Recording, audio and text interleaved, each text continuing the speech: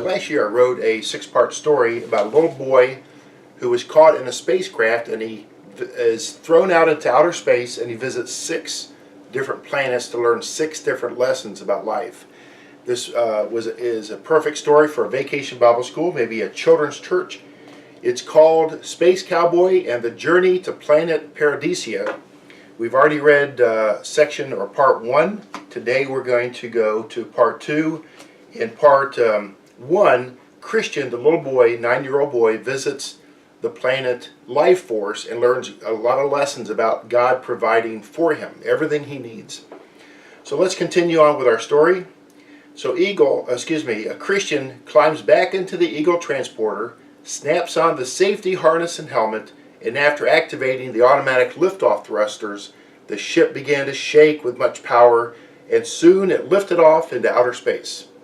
The next planet would bring the new adventure for Christian Cowboy, the Space Cowboy. And after traveling back into outer space, Christian the Space Cowboy begins to dream about the final planet he would visit, planet Paradisia. It's been said that Paradisia is the most beautiful of all the planets, and that the Lord of Space rules all the universe from the Ichthus Palace. Ichthus Palace and its surrounding land floats in mid-air above the surface of Paradisia, and there are 4 mystical waterfalls that mysteriously fall from the corners of the palace and lands on the surface of the planet. These beautiful waterfalls develop into wide rivers that circulate throughout Paradisia to keep fruit trees growing and to give the inhabitants of Paradisia water to drink. Everything that is needed for the people on the planet come from the Ichthus Palace, but those that live on the planet must serve the Lord of Space by doing particular tasks for him. Christian's dreaming about this wonderful world was interrupted by a warning sound from his extended radar detection device. Boop, boop, boop. Another fast-moving spaceship was approaching the Eagle, and then all of a sudden a strange, evil voice blared out from the radio receiver. "Hello, Mr. Space Traveler Intruder. My name is Natos, and I am the evil ruler of space. No one passes through my domain without having to deal with me first. Who are you, and what do you want?"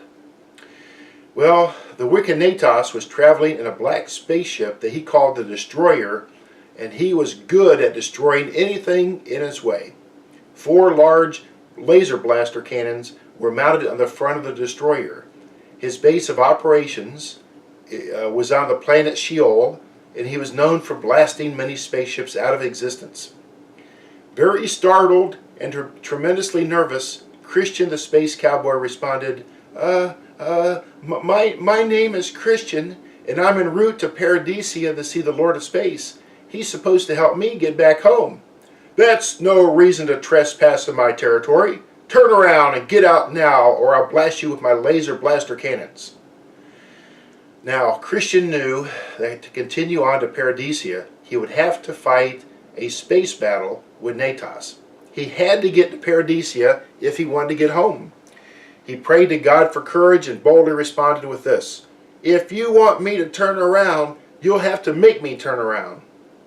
Well, standing up to Natos was not an easy thing to do, and in just a moment, Natos set 4 shots from his laser cannons toward the Eagle. Sensing that something had to be done fast, Christian pushed the electronic safety lever, and the Eagle moved toward the right and then shifted toward the left and rolled around in a series of safety circles that caused the cannon shots to go around him. Then Christian saw a sight he never expected. From a distance he saw another spaceship, a bright white spaceship that also had blaster cannons.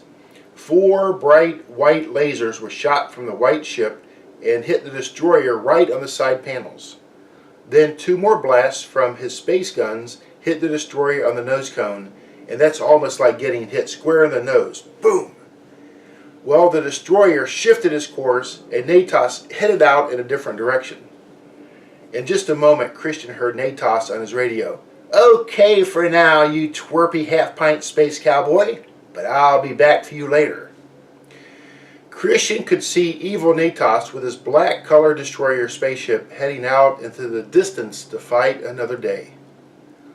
The white spaceship also that helped protect Eagle also veered off in another direction and was gone in just a moment of time, and Christian wondered, who was that man in that white spaceship? Well, at any rate, with a sigh of relief, Christian continued on to his next planetary stop, Temptorite. As the Eagle traveled closer and closer to Temptorite, Christian began to wonder if he should even take time to stop in this naughty planet. Christian had read in his space travel books that Temptorite was a planet filled with unruly creatures that entrapped the visitors to never leave their planet. He was warned by his father to be careful on Temptorite, as the planet was full of traps that could damage the landing gear of the Eagle. The planet was not a fit place to live or visit, and the inhabitants were known to ambush space travelers with deceitful lies about how much fun it was to live there. But Christian had no choice but to land in this dreadful place, and the Eagle shifted into landing mode. The reverse thrusters slowed down the ship, and it came to stop as it landed on Temptorite. Now, Temptorite is one of the larger planets in the Poema solar system and is inhabited by many, many strange creatures. It is said that once a newcomer visits Temptorite, he never wants to leave, and Christian was about to find out why. He circled around or walked around the Eagle and was glad to see that no damage occurred to the landing gear. In the distance, he heard some noises and went to find out what was going on. He came to a small town called Charmville and wondered what attractions might be available for him to enjoy. He could hear music and laughter, and as he came closer to the center of town, Christian found himself in the middle of a colorful parade. Inhabitants of all colors and sizes and types were carrying signs and banners that said, "Welcome to Charmville. Once you visit, you will want to stay forever." Horns were blowing, bands were playing, and candy was tossed into the crowd of inhabitants, which picked them up and gave them to Christian. "Oh, welcome to our town. We are sure you'll enjoy your stay. Please stay with us forever." Well, in just a moment or two, a man pushing a hot dog cart came over and gave Christian a free hot dog, and others came to give him all type of free gifts like a Charmville t-shirt, an alluring coffee cup, and a box of Temptation chocolates that looked oh so tempting. He remembered talking about Temptorite with his dad, and he remembered his dad saying, "If they offer you anything, it's a trick. Do not take anything from them, and do not yield to them, for they're really tempting you to keep you from your journey to Paradisia."